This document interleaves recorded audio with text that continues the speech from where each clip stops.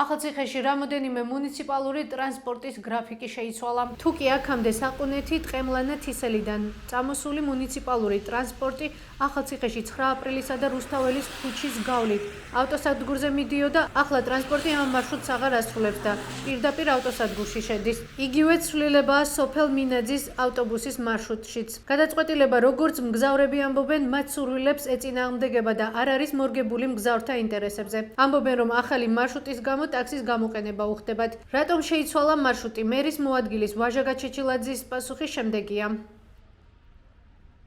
თუ შედიოდა შეიძლება ხარვეზი იყო და მაგედან გამომდინარე აღარ შედის 9 აპრილზე. იმიტომ რომ მინაძე მათ შორის თქვენ ახსენეთ, ასევე აწყური, თისელი,